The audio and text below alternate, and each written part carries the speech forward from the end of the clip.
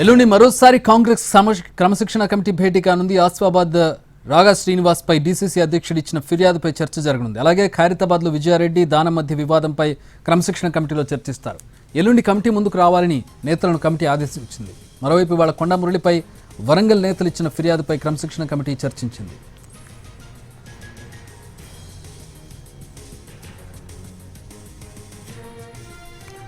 మా ప్రతినిధి చారి మరిన్ని వివరాలు అందిస్తారు. చారి, ఎట్లాంటి చర్చ జరిగింది? ప్రధానంగా ఈరోజు కొండా మురళి అంశానికి సంబంధించి చర్చ జరిగినట్టుగా తెలుస్తోంది. ఎట్లాంటి చర్చ జరిగింది? షెడ్యూల్ ఏంటి? అంటే రకరకాల ఫిర్యాదులు, రకరకాల సమస్యల మీద చర్చించుతున్నట్టుగా తెలుస్తోంది.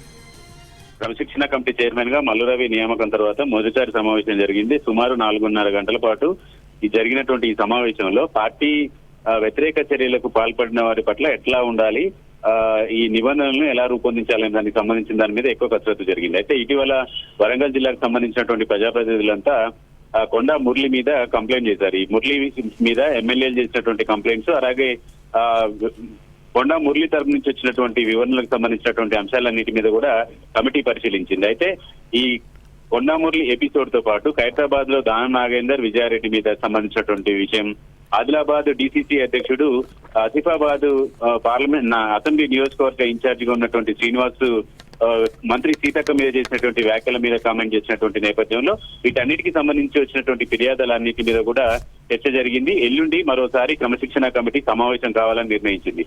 వీటితో పాటుగా ఈ క్రమశిక్షణ కమిటీ ఈ ఎల్లుండి కొంతమంది ఎవరైతే ఆరోపణలు ఎదుర్కొంటారో వారిని క్రమశిక్షణ కమిటీకి రావాలి అని సూచించినట్టు కూడా తెలుస్తుంది.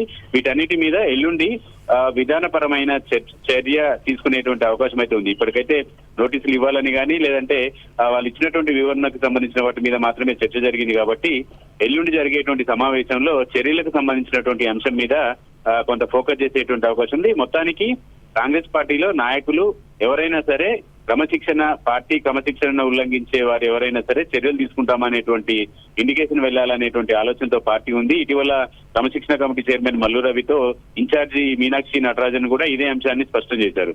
పార్టీ వ్యతిరేక కార్యకలాపాలకు ఎంత పెద్దవారు పాల్పడ్డా కూడా వెంటనే చర్యలు తీసుకోవాలనేటువంటి సూచన చేసినటువంటి నేపథ్యంలో క్రమశిక్షణ కమిటీ కొన్ని విధానాలు రూపొందించుకుంది. ఈ రోజు ఎల్లుండి సమావేశం మరోసారి భేటీ కాబోతుంది. కాబట్టి ఆ రోజు చర్యలకు సంబంధించినటువంటి అంశం కొంత చర్చకు వచ్చే